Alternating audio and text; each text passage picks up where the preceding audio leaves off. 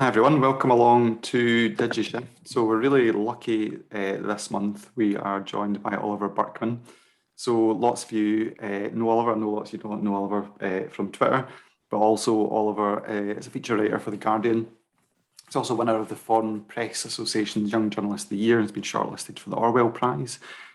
Oliver's wrote 3 books, all of which I totally adore, hence the reason he's been asked along today. So The Antidote, Happiness for People Who Can't Stand Positive Thinking, Help, How to Become Slightly Happier and Get a Bit More Done, and his latest book, which we're going to talk a bit about today, which is 4,000 Weeks, Embrace Your Limits, Change Your Life. Also, Oliver has a really interesting podcast, which John, I think, has the link ready to go in the chat, so that's worth subscribing to. Also, as is my want, because I host these things, I get to embarrass people who come on this. And I walked in a pub in the East End of Glasgow recently, and Jennifer McGlone, who's on the call, who's just, it's the box that's got all the yellow in it, basically, was reading Oliver's book. So there you go. That's how small Glasgow is, more than anything. That's the lesson to take away from that story. So I will hand over to Oliver just now, and then we're going to have time for the usual questions and discussion after that. Thank you very much for that introduction. Just quickly, it's an email newsletter rather than a podcast, and I've got to get I've got to get that Young Journalist Award removed from my bio paragraph because it's getting embarrassing now. It's been many years since I was sufficiently young to talk about it, I think. Okay, hello everyone. Thank you very much for having me along to this. I've been asked to talk just for 5 or 10 minutes, I think, before we move on to conversation, which is definitely the way I prefer it. I guess I'll just try to sort of not summarize what my book's about, but maybe just follow one of the 3 or 4 threads that I think make it up. Maybe everyone who writes books thinks that they can't be summarized in 5 minutes out of pride, but I'll do what I can. I guess one of the starting points for this, I mean, a big part of the starting point with this was my own history of being a sort of so-called productivity geek, sort of weirdly obsessed with trying to find perfect time management techniques and using a weekly column in The Guardian, partly as I write in the book, like I was a alcoholic employed as a wine expert, right? You get these kind of ways that you can use your work to shore up your own issues and enable your own issues. But I'm starting from this idea that I think lots of us in lots of different ways feel like when it comes to our use of daily time, we're not quite yet in control of everything. We haven't quite got our lives in working order, but sometime soon, maybe we're going to be like on top of things and have the right sort of habits and systems for staying on top of the email, or for doing all the putting in place all the ambitions we have for our lives, or alternatively or additionally fulfilling all the obligations that we feel, but that we're not quite there at this point yet, and that, you know, it needs more better, more efficiency, better techniques, more self-discipline to try to bring it about. And I think one of the things I'm trying to get at in the book is just this idea that actually there's something totally systematically impossible about this goal. It isn't that, you know, you haven't quite got your life in working order yet, or you haven't quite found the level of stamina or self-discipline that you need, but that there is this kind of built-in mismatch that we have, especially in, right, I mean, there are sort of deep reasons to do with being human, but there's also reasons to do with the current era in which we live, in a world of sort of effectively infinite inputs, right? There is no real limit to the number of emails you can receive, or the number of obligations you can feel from your family and friends, the number of demands the boss can make at work, right? These are all sort of essentially infinite supplies. And so if what you do is spend your time taking an approach to managing your time that involves trying to do more and more and more of them, and get more and more efficient or optimized or productive at getting through them, you're never going to get through them, because it's an infinite supply. So actually you just endlessly postpone this mythical moment when, like, you've got everything in control and life is in working order.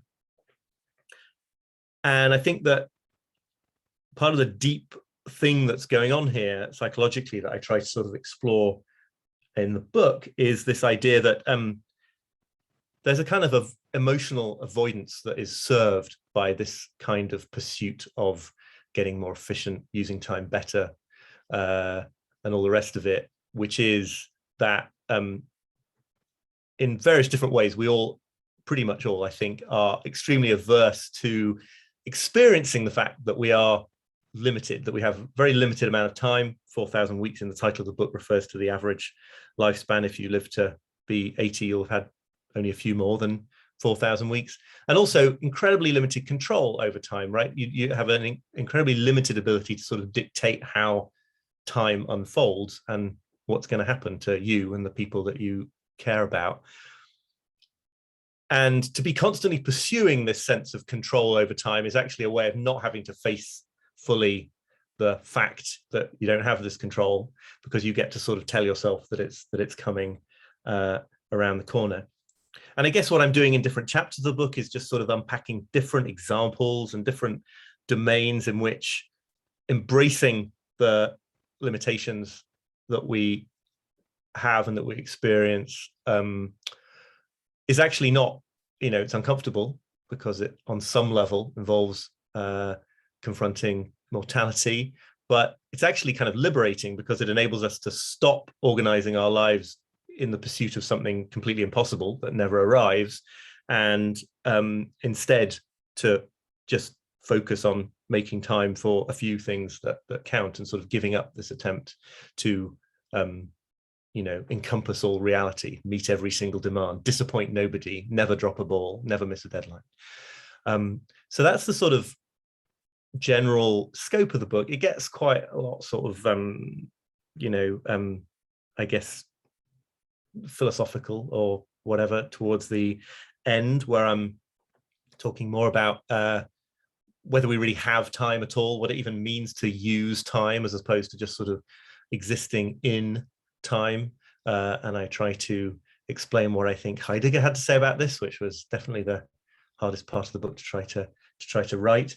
And then one part of this that I guess from a largely ignorant perspective might be of particular interest to people here today is a section towards the end where I'm looking at the ways in which we're sort of, I think, in the culture today, overly focused on achieving a kind of individual sovereignty over time, and how much research evidence and just anecdotal experience there is to suggest that time is the kind of thing that is most fulfilling and effective when it's properly coordinated with other people's time, through organizations, through rituals and the rhythms of sort of communal life, and how much of that we've lost, both to kind of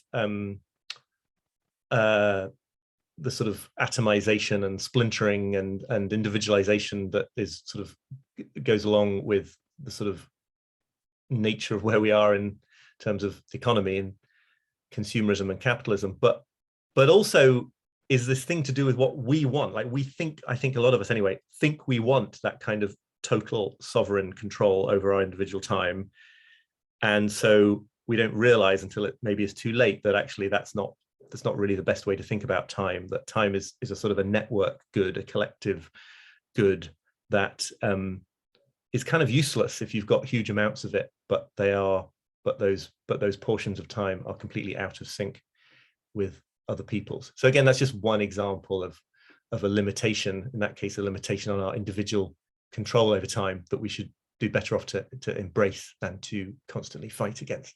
There's tons more, but I should probably stop there, because it'll be more interesting to be directed by people's questions and interests, I think. Thank you.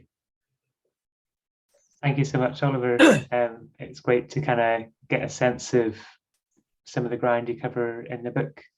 We're starting to get some questions in chat, but just while that's happening, I might jump in with one, which I guess is one thing I find really compelling about the writing you do, is it's quite grounded and quite realistic.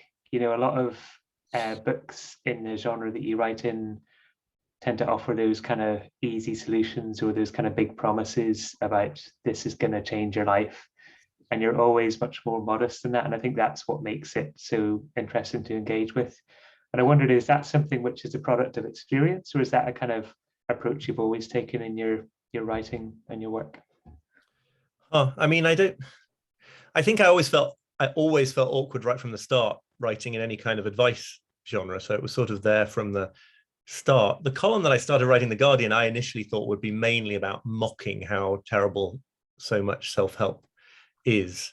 And it was that a bit, but actually the big revelation for me was that lots of self-help isn't rubbish, and that some of the most sort of embarrassingly presented stuff can be the most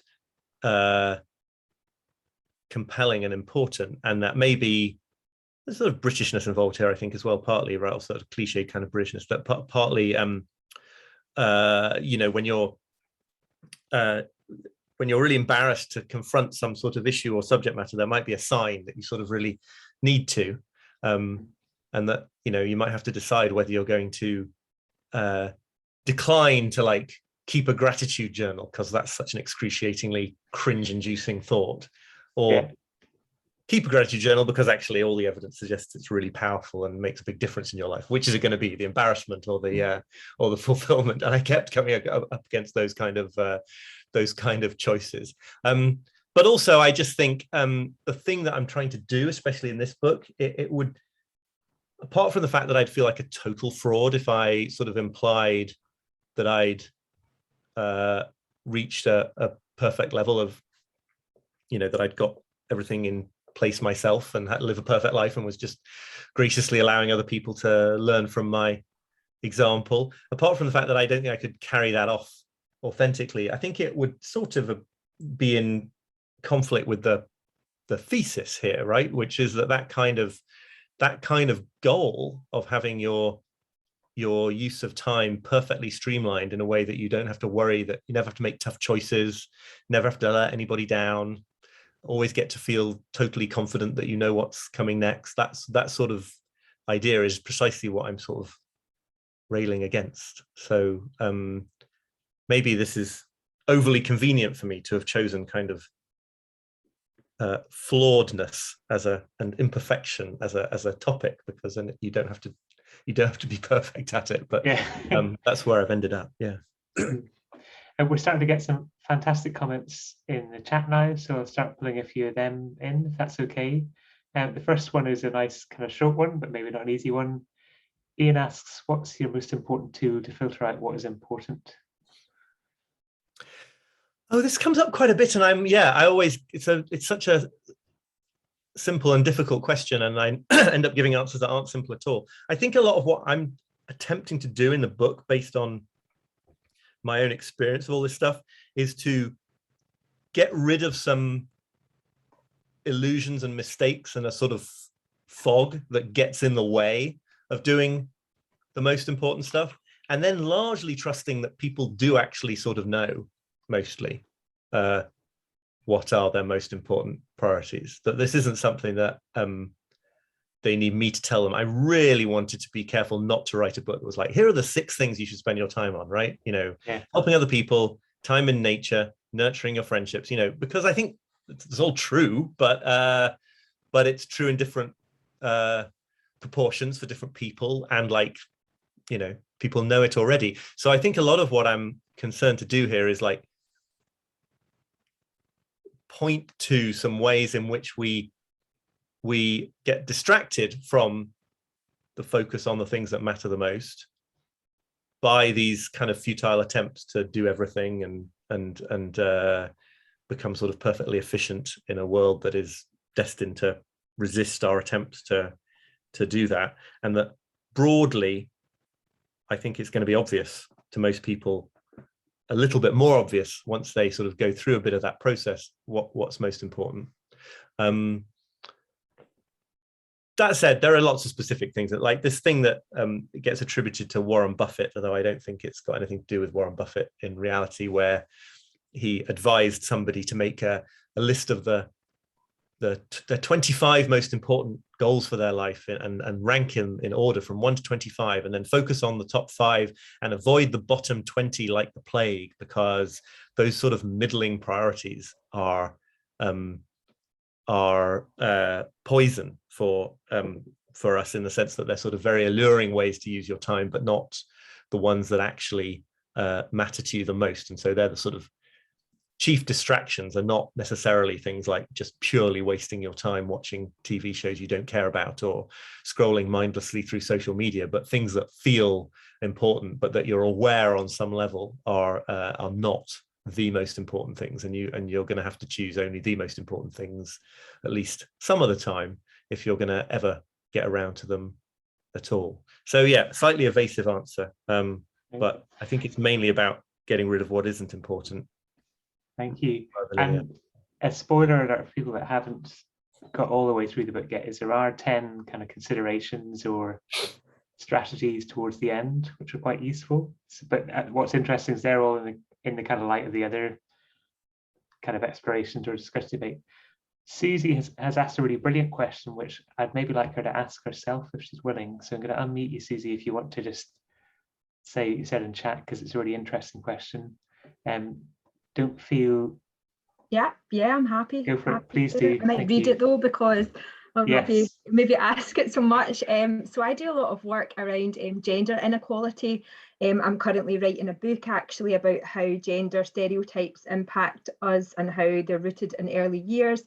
So I guess I've been doing a lot of thinking around how we socialise children, and we know that from an early age we teach young girls and socialise young girls in particular about sharing their time, about giving it to others, about the importance of caring. We talk about the tyranny of the nice and kind that we put on little girls.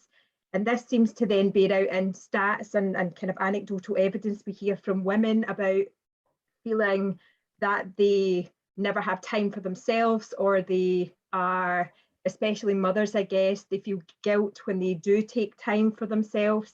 And I just wondered if you had any reflections or any thoughts about how time is experienced differently by men and women in that sense. Yeah, it's such a fascinating question. And I kind of pretty blatantly avoided it in this book, because I think it's well, I mean, in a way, I think that I really wanted to try to keep the focus on a certain kind of universal thing that is true of our attitudes to time. And then I think you're obviously totally right that it plays out very differently on those lines. There are sort of other lines as well to do with race, and above all, I think maybe to do with sort of socioeconomic status and class, where it plays out very differently. So I really wanted to sort of get at the thing that was in common to all of those. But I mean, I think one of the obvious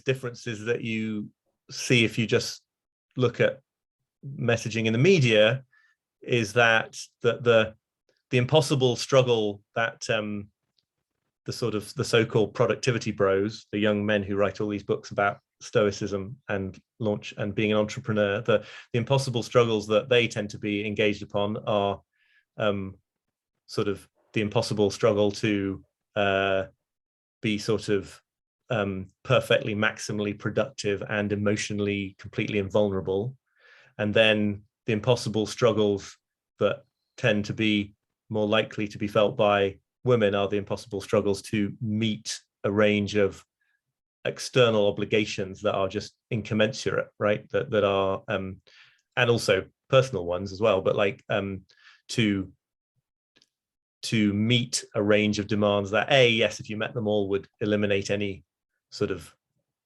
focus on oneself, but also can't even be met in their own terms, right? Because the different sources of those demands, work, family, society, are again, there's infinite supplies. So you can think of, when I talk about infinite incoming emails, I think infinite felt social obligations and cultural obligations follow the same laws.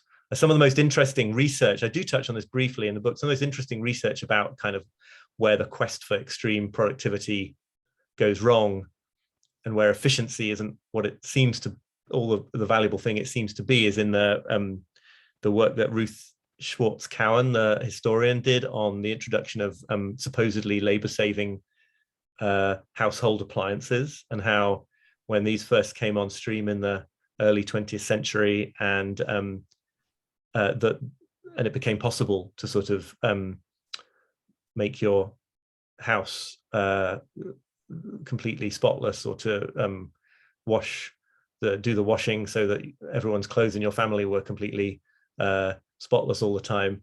The standards of cleanliness, which of course at that time, still today, fell largely on women, just rose to offset the gains, right? So now that you could keep a tidier home, you were obliged to keep tidy home. And it's a really interesting example of how obligation and felt pressures are another thing. It's not always just like things you want to do in your life, or projects that you want to launch, but it's also those felt pressures, which I think are I think that's very clearly gendered, seems to me. But yeah, I don't know. I don't know how that. I suppose that when it comes to sort of how this book could be some form of useful intervention in all of that, I think it is still ultimately at this sort of universal level, which is like trying to do more things than you have the time to do is impossible.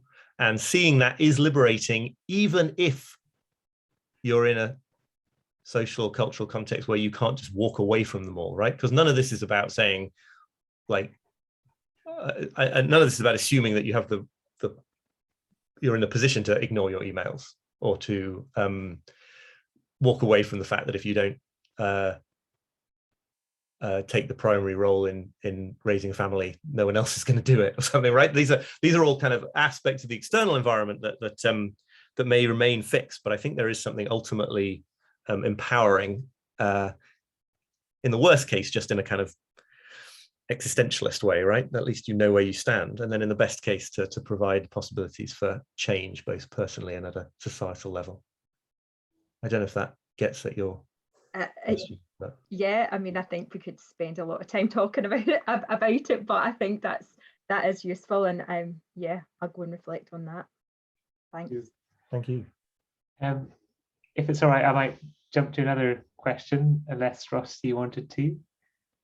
No, you go for it. I think the one probably that I'd probably like to pick up after this was I think Janina's one about books that resonated with Oliver. Would be quite an interesting one to explore a wee bit.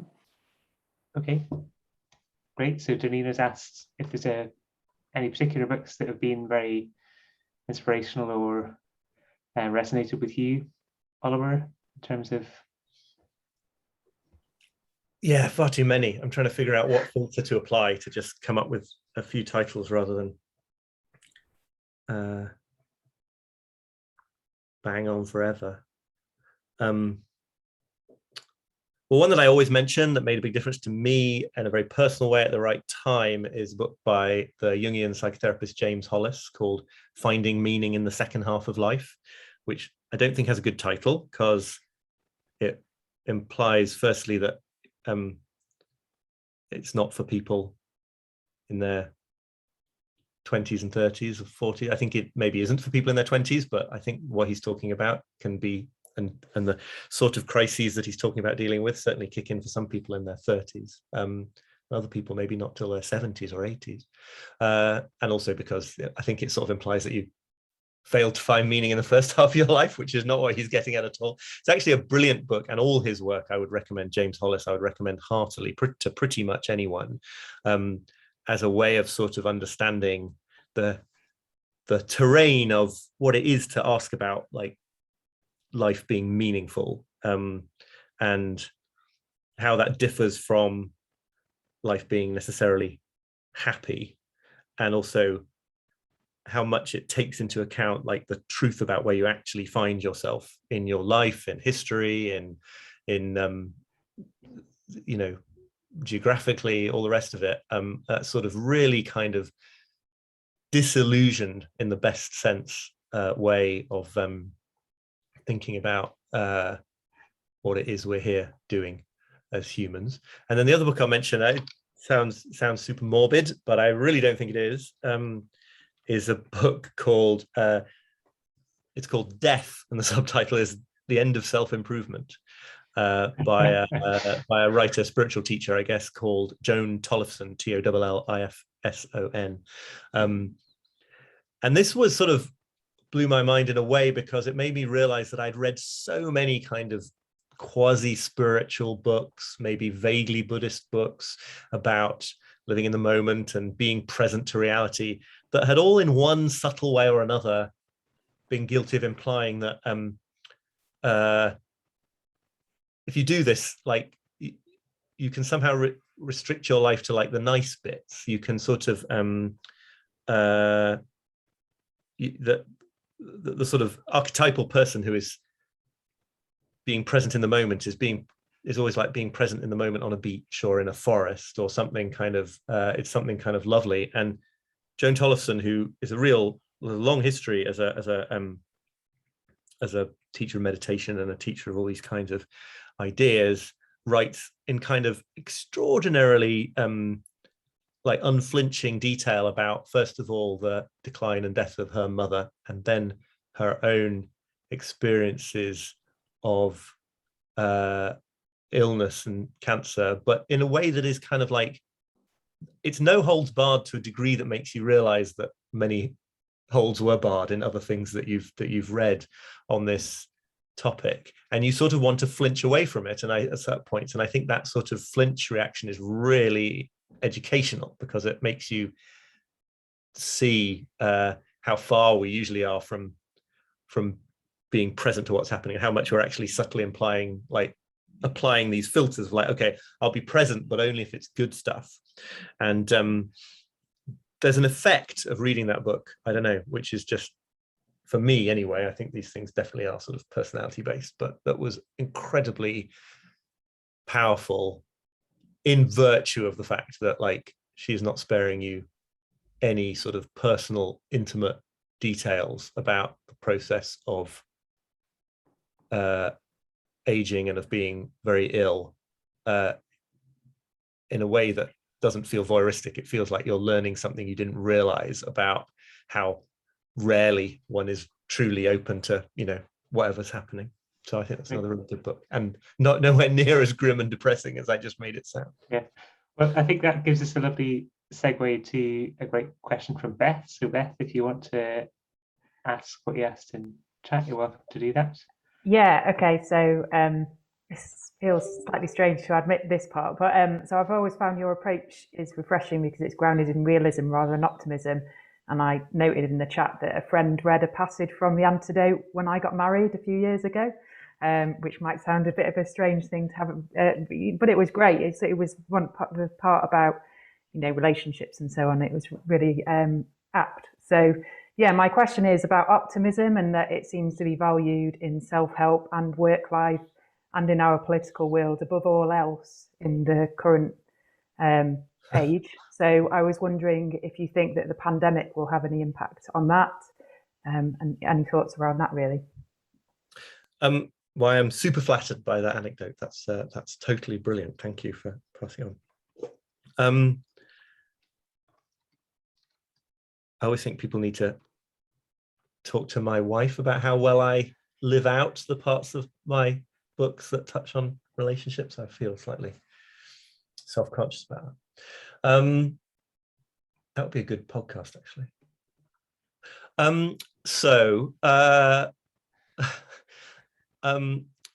Yeah, I think, I mean, optimism, and I also write in the book about hope, which I think are closely related. I think these things just mean very different things to different people. So I am sometimes getting into trouble by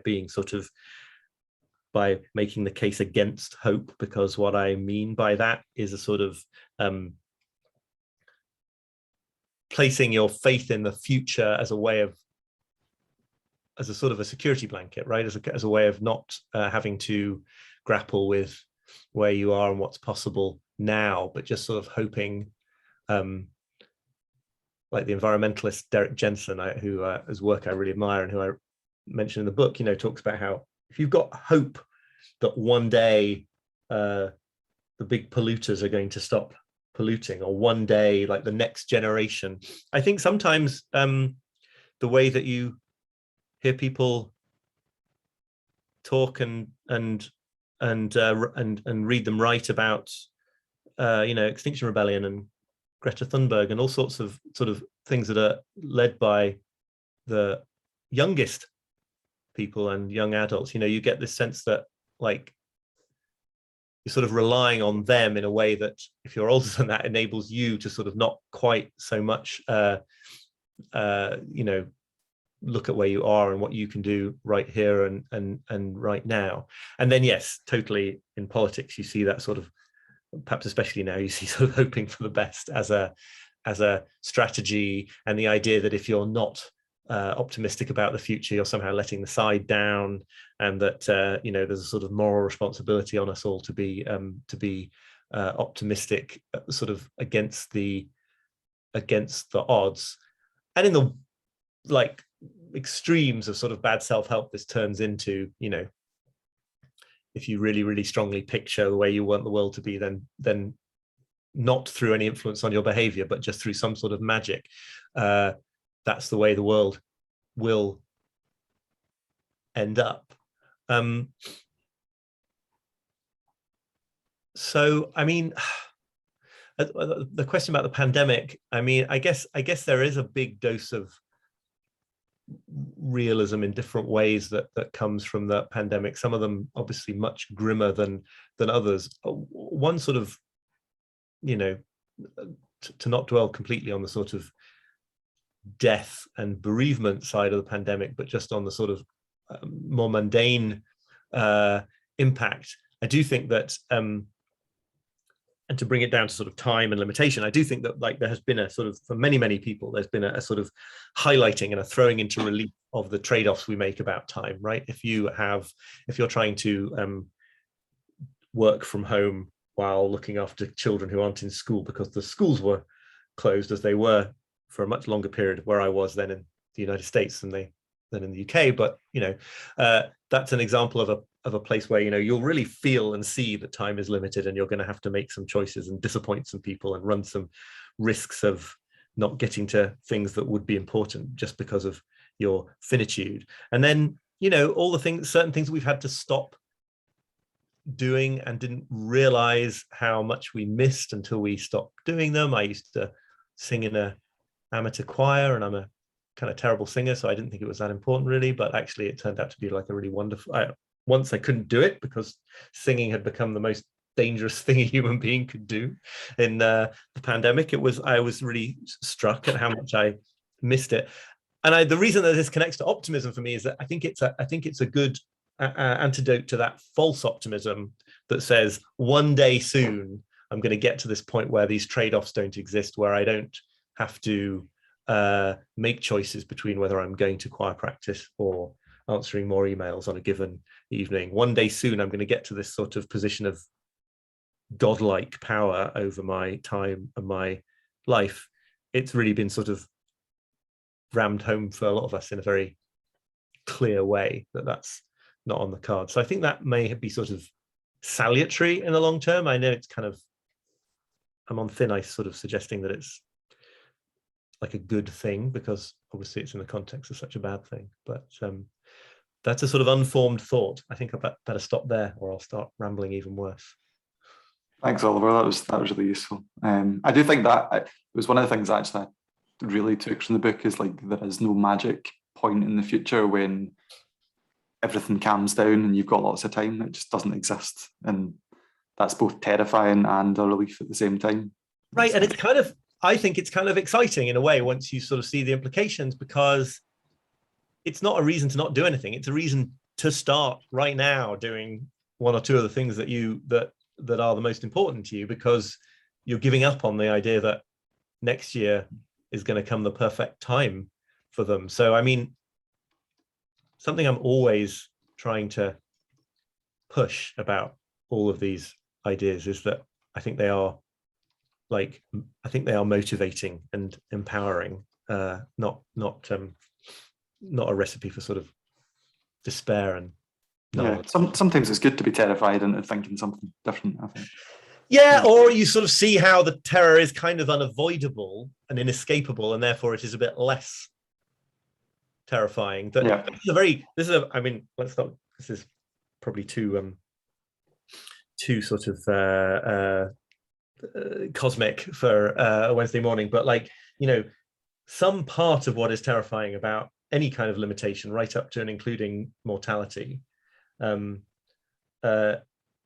relies on this notion that there might be some escape hatch.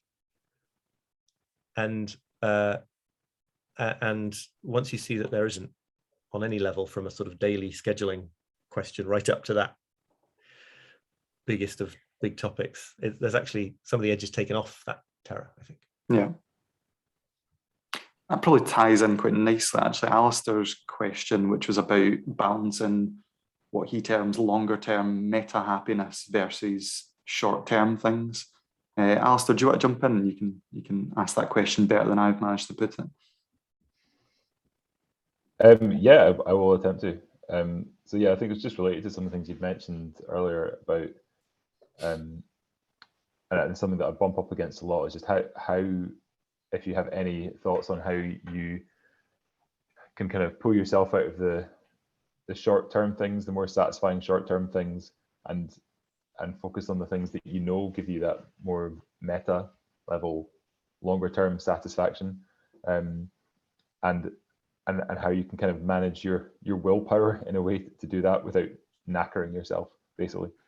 Because it's something I've struggled with, I think, particularly and I know a lot of people similarly over the last couple of years, for the last 18 months, find that even harder to do than normal.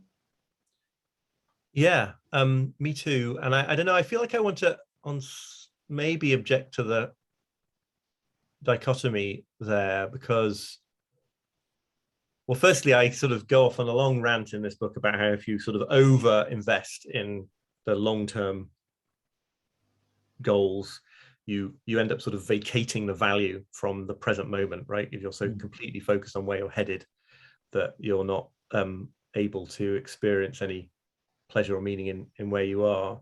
So maybe long-term, short-term isn't quite the way I would come at it, but rather, yeah, there is a sense of like a higher and a lower kind of intention, right? So there's, when I sit down to write an article that really matters to me, my higher intention is that like writing this article really matters, and my lower intention is it'll be much more fun to go onto social media because I don't enjoy the experience of struggling with a difficult piece of writing, and much more enjoyable to do that. And I mean, yeah, I think for me, a huge part of that changed and shifted when I started to understand a bit more like what's going on in that moment where you veer away from the piece of writing to the social media platform.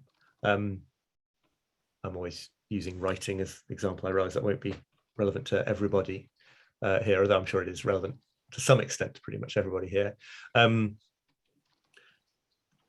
When you see that what's going on is just that, the reason that the stuff that matters to us brings up these negative emotions that we then really want to escape from into more pleasant things, is like, it's not a coincidence, right? It's because the stakes are high, and yet it's because you also don't know whether you've got what it takes to write. I don't know whether I've got what it takes to write the article. I don't know whether I've got enough time to do it. I don't know if it's going to be well received. All these crucial things that feel very important are outside of my control. They're on the other side of my personal limitations. And that's a really unpleasant encounter. These things just, that's what gives rise to, you know, feeling that it's hard or that it's scary or that it's boring. I think boredom is really interesting when you sort of get into it, because it's so aggressive sometimes as a feeling, right? It's not this sort of just absence of interest. It's this huge resistance to doing something that you thought 10 minutes ago was exactly what you wanted your life to be about. And just seeing that that's what's going on, I think makes it a lot more straightforward to ride out a little bit of that discomfort. I don't mean to sort of stick with projects that you hate if you have the option not to. Certainly don't mean to sort of like stick with other aspects of life that you really hate, relationships or whatever, but to see that a certain kind of discomfort is just the process of doing those things, of being in those things. I really like what Cal Newport, who I'm sure some of you will be familiar with his work and his book Deep Work, he makes this point about writer's block, which made a big difference to me, which is just that, like, the only writer's block is just like the feeling of writing, the feeling that you don't know what sentence to write next. Like that's not abnormal. That's what it's like to do writing that you care about. And if you're lucky, you'll sometimes slip into a beautiful flow state and not know where the last hour went. But you know, a big part of the problem, and I guess this is a theme that runs throughout the book, I'm just realizing, you know, in different manifestations, is like a big part of the problem is always thinking that it's a problem that you have a problem. In other words, in this case, like, the idea that writing should feel easy makes it about 10 times more difficult than it needs to be. The idea that it's just a little bit uncomfortable and that you can understand why it would be a little bit uncomfortable is really liberating, because then you just sort of go ahead with it, and you learn from experience that discomfort doesn't kill you. It doesn't get worse and worse and worse. It's just sort of there at the beginning and often enough fades away. And calling that writer's block and thinking about it as something that you ought to be able to eradicate and surmount is like most of the trouble. And I think this applies in so many different areas of life. And there's this quote that I use at the front of the book from the American Buddhist teacher Charlotte Jocko Beck, talking about life in general, I think, which is what makes it unbearable is your mistaken belief that it can be cured. And I think this is such a powerful thought to ponder, because it suddenly makes you see that all sorts of experiences of, you know, mild emotional disturbance in life that just come from engaging with reality are fine, and they're how it's going to be, and then they're not anywhere near so horrifying. So understanding that, anyway, just to bring it back to the beginning, was for me, or, you know, was a big part for me of being able to relate a bit differently to those urges to go and do something sort of meaningless, but seemingly fun in the moment. Which is not to say that present moment hedonism has no role in life, but just that pointless things that you're only doing to avoid other things probably would ideally have no role in life. Yep. Yeah, just on that point as well, I can't remember if it was in your book or not, Oliver, but I recently turned my phone on to grayscale, much to the delight of my daughter, who now does not have me just looking at my phone all the time. Was it in your book? Was it? I think it was. Yeah, I mean, and elsewhere, but yes, I do mention it. But Yeah. So that's my top tip. Yeah, because I think there's a difference between the crapness of spending an hour scrolling through your phone and having no joy from it or achievement of anything, versus like present moment hedonism, as you described it. Like, they're not the same thing. Yeah. And it's known, I guess, that difference. I'd like some more present moment hedonism. It's not very forthcoming when you're 41 and have children, but if anyone can give me that, we'll send you some crisps, Ross. Thanks, man. I appreciate it. A question I've seen in chat a wee while ago is from Christina. I don't know, Christina, if you'd like to jump in yourself and ask. It was about meditation. Go for it. You ready? Yeah, hi, thanks. Thanks for coming, Oliver. I absolutely loved your book, and I've been recommending it to everybody that I could possibly recommend it to. So thank you. Thank you. That's the best form of marketing. Yeah, thanks for writing it. Yeah, so I practiced meditation and mindfulness post type 1 diabetes diagnosis about 7 years ago. So I find meditation and the concept of present moment awareness extremely interesting, and found the bits of your book really spoke to me about that, and everything that you've said today around about, you know, for me, I don't see mindfulness or meditation practice as being something that simply looks at the good feelings that you have. I also think that sitting with those difficult emotions and that whole conversation around about, you know, boredom and everything, you know, it all makes absolutely perfect sense. So that's all grand. So my question was around about, with your research, there's a couple of times in the book where I can only use the word scathing. There seems to be like a, you know, some people think they can go on a mindfulness retreat and they can find peace, And then there's times where you talk about meditation and mindfulness from a sort of practical point of view and how it can really help. And so I suppose my question for you was just, with your research in your book, how important you personally thought that having a meditation and mindfulness practice was in achieving that present moment awareness and that sort of ability to accept your finitude and your limited time. That's a great question, and I think you're correctly locating a source of a thing that I'm conflicted about when you point out a certain tension between those things. I mean, I am almost certain from what you said that you have a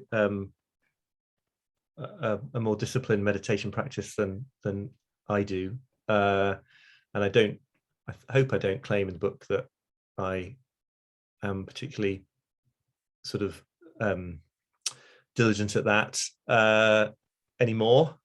I don't think that having a small child needs to stop you having a meditation practice, but I think it did have that effect in my case.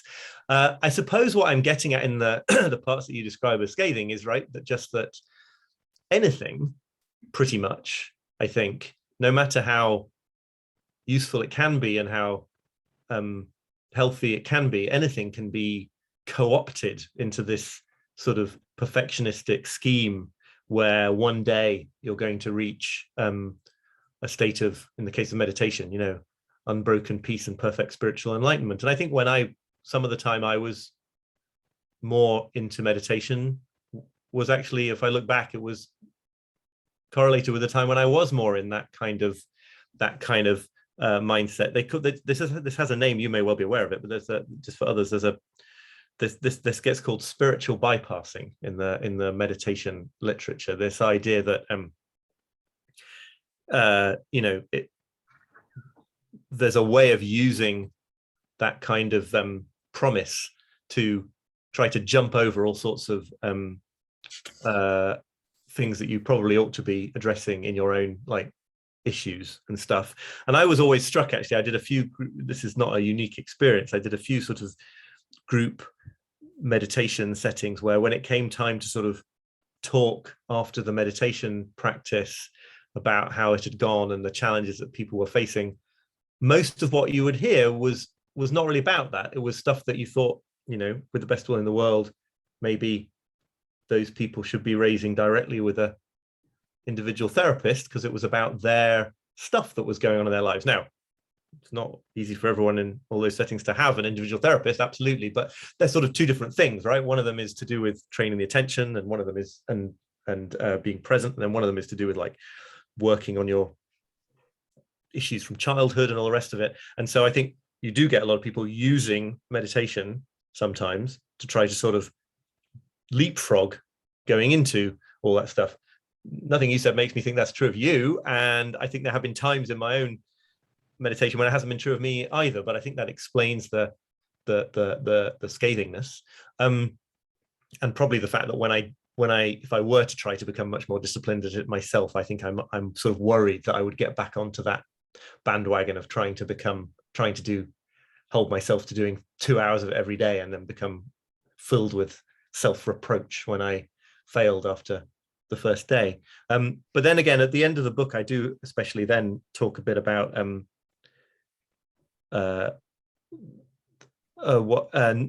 non-directive forms of meditation, which I've found really useful and interesting in more recent years.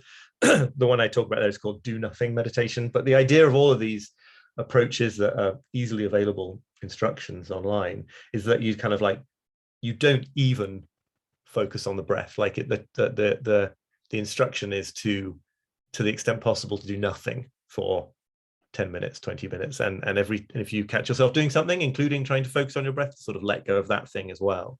And I was definitely someone in more conventional meditation who would sort of really sort of bear down on trying to get focused on the breath and turn it into this kind of project, and I find this kind of meditation, which sort of pulls the rug out from under that, to be really powerful. And the days always go better when I do get a few minutes of that in the morning.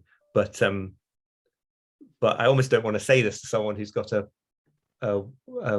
well-functioning mindfulness meditation practice, because like that's great if you can do that. I think it's totally great, and there are the pitfalls, because there are pitfalls to literally everything I think we try to do to make life better.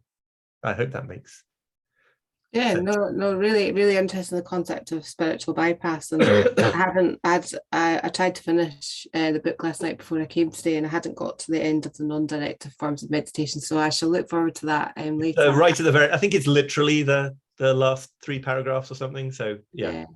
And I wouldn't like to create myself as any kind of meditation perfectionist, because I haven't actually sat and practiced for the last 6 days. So I think there is something about giving yourself forgiveness that is also important as well. So don't go away from that question thinking that I'm sitting like a total, like I have a 9-year-old child and 2 businesses. So yeah, I'm not sitting like a Zen. Right, I was risk of turning you into someone to feel bad by comparison with, which we're always... no, don't, no, not at all, not at all.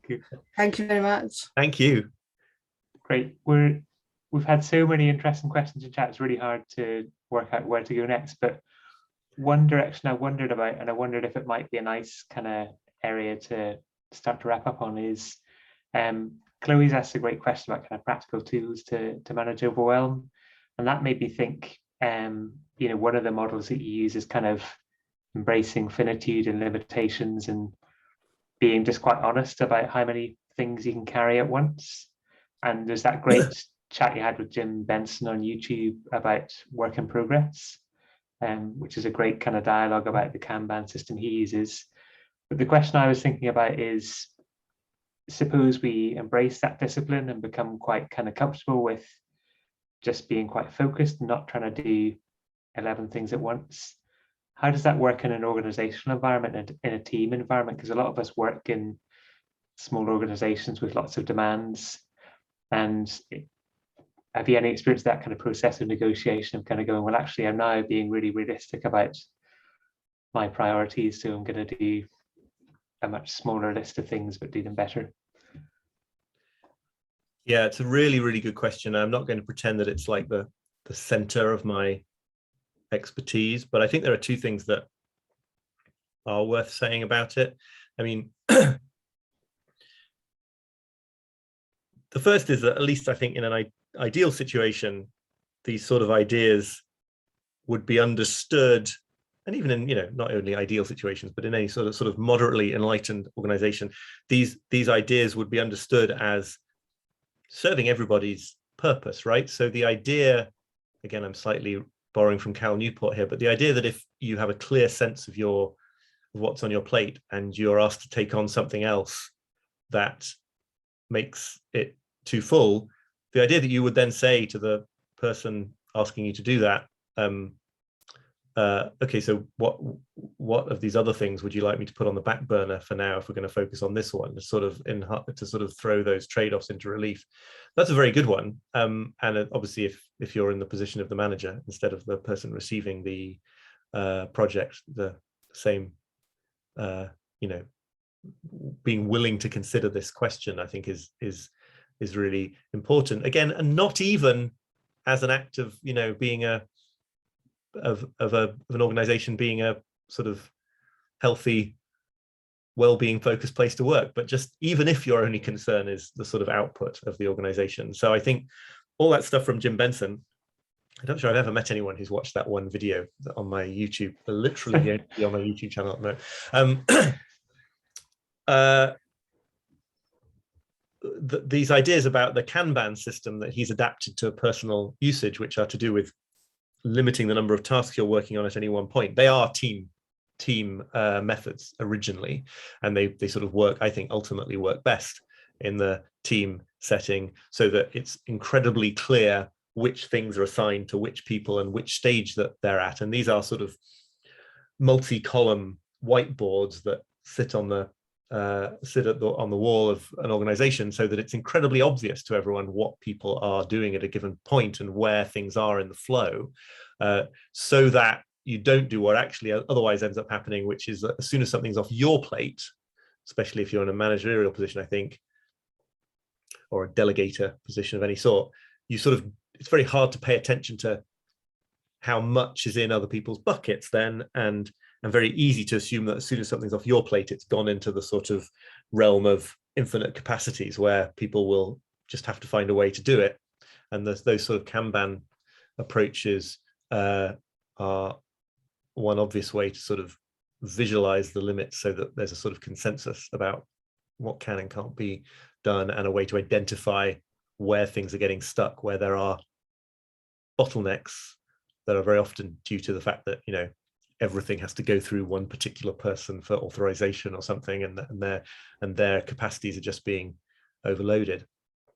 I think the other thing I want to say, which maybe is slightly more in my wheelhouse, is just that, like,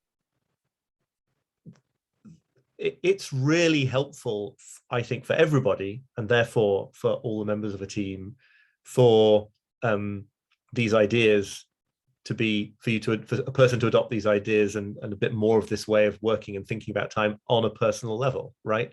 So that even if you're in the sort of stereotypical, sort of canonically horrible situation where you're a junior employee and you have a sort of crazy, terrible boss who makes a million different, totally conflicting demands in a deeply obnoxious way and threatens to fire you if you don't do them all, right? That's a sort of, I'm deliberately sort of making this cartoon-like, but like, it's still useful in that situation to understand and to have a clear sense of the realm of possibility and the realm of impossibility, because you still are choosing all the time. You still are making trade-offs. You're still not going to be capable of doing impossible things by definition, even if the pressures of the workplace demand them of you. And you're going to have to make some tough decisions about which things to get done, which things not to get done, whether you're in a position to walk away from that position or not. So that's an extreme version, but I think it applies then in healthier workplaces too, right? There's never any harm as an individual in a team setting in understanding your capacities, understanding what you're focusing on and what you are neglecting, and making conscious choices about what to focus on and what to neglect, even if you can't get to the situation that I would hope that an organization could get to, where everyone was sort of on board with that kind of understanding. It's still really useful because you're still going to be choosing. So it's just a question of whether you're doing it consciously or allowing sort of the agenda of the person with the biggest ego in the organization to set your agenda, which in certain contexts you might decide was the thing you had to let happen. Like, of course, but then even then you'd be doing it on the basis of having sort of seen the lay of the land and made that decision. Does that make sense? That's great, thanks, Oliver. And like one funny example I was thinking of is I've got a family member who, when she makes shopping lists, she only ever tears the smallest corner off a cereal packet. So you know the way you got a long bit that might give you 20 items. She can only ever get about 5 items on her shopping list. And it drives the rest of the family slightly crazy, but it's because that's the way she likes to go to the shop. She doesn't like to have to spend a long time in there, carry lots of stuff. Yeah. And so then it's about, that's the kind of finite container. Yeah, that's the maximum shopping list size. And I guess one of the challenges with digital tools is they're potentially infinite containers. So right. I'm old enough to remember in a workplace in the early 2000s, email inboxes could fill up and people would stop receiving emails, but that doesn't happen so much these days. No, sadly. So it's maybe about something about trying to configure some parameters and boundaries, I guess. Right, seeing that we have in fixed containers anyway, the number of hours in a day, the amount of stamina you have, and then choosing those sort of chosen containers like a corner of a cereal packet, you know, because they're tailored to the reality of the situation that we're in, right? Yeah, that they're sort of it's fitting to do things like that for limited humans who already are working within limits anyway. Yeah. So it's maybe a good point to mention we've got to 11 o'clock now, so that's our kind of, you know, for a lot of people that would be time to head on. It's been a really wonderful discussion, Oliver. Thank you so much for the time, and thank you everyone for the really amazing questions. Yeah, thank you everyone. One area we didn't go to but was a really lovely discussion that was happening in chat was about reflecting on mortality and how that can be quite bittersweet. So obviously a big scary thing, but also a kind of prompt to kind of do things. So I'm really sorry we didn't get time to kind of turn our attention that way, but thank you so much. And thanks everyone for joining us. This will be available on our YouTube channel later. And Oliver's book 4,000 Weeks is available from all the bookshops, and you can find his content online on his website. So thank you so much. Thank you, everyone. Thank you. Thanks, Oliver. Thanks everyone for coming as well. Catch you all later.